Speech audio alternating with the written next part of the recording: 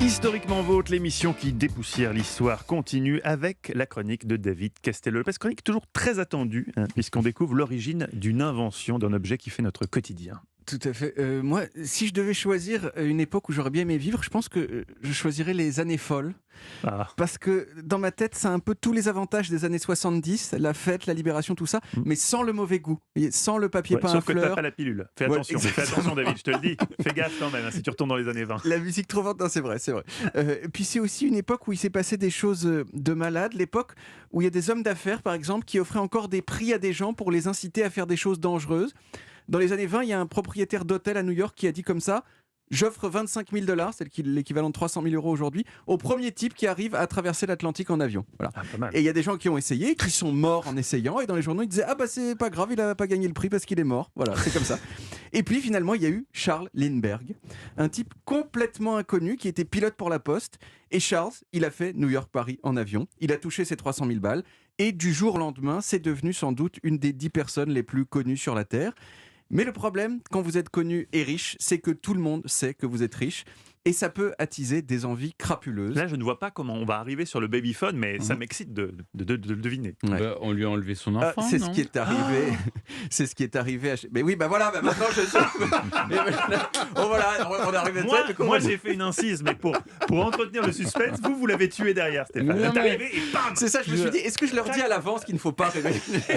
Je J'en vous suis là avec eux. J'en suis là Parce avec que vous. je me suis dit, le pauvre Mathieu, il se demande pourquoi on parle de Charles Lindbergh à cause du bébé. Ah, Non, non, mais oui, c'est attendez. c'est affreux ce qui va Non, se non, passer. on ne sait pas pourquoi. Tout à fait. Et là maintenant, ça va être complètement triste ce que je vais raconter. Oh non. Donc voilà.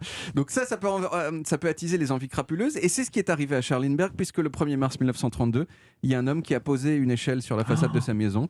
Il est entré dans la maison par la fenêtre et il a kidnappé le fils de Charles qui avait à l'époque 1 an et demi. Charles, il s'en est rendu compte très vite. Il a fait le tour de la maison avec un revolver. Le kidnappeur était parti. Mais il avait laissé une demande de rançon de $50 000 écrite dans un anglais un peu bancal dans la chambre du bébé. Cette rançon, elle a été payée. Mais un peu plus de 2 mois plus tard, le 12 mai 1932, le petit bébé de Non. Charles a été retrouvé mort. Mais c'est horrible dans un votre bois. chronique. Mais oui, c'est horrible. Mais c'est Qu'est-ce que vous dégueulasse. Et ça a été pendant des mois un des principaux sujets traités dans les journaux. Le bébé, il a fait la une du magazine Times. Et c'est dur de décrire, je pense, à quel point cette histoire, elle a terrifié le monde entier à l'époque. Et une des personnes qu'elle a terrifiée, c'est Eugène MacDonald. Eugène, c'était le PDG d'une entreprise dont je vous ai déjà parlé il y a quelque temps, qui s'appelle Zénith. C'est Zénith qui a inventé la première télécommande.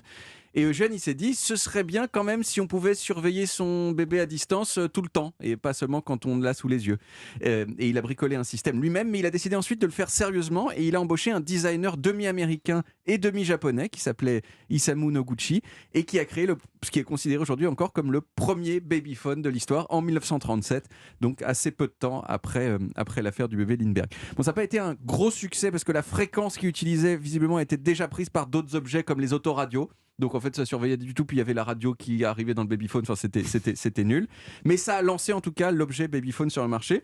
Aujourd'hui il y a évidemment des babyphones avec de la vidéo, des babyphones qui surveillent la température du bébé, sa respiration, l'humidité dans la pièce, tout ça. Mais il y a aussi des histoires de babyphone qui font un petit peu peur. Notamment il y a 2 ans, il y a une famille dans le Texas qui était dans son salon avec le babyphone à côté d'eux. Et tout à coup ils ont entendu...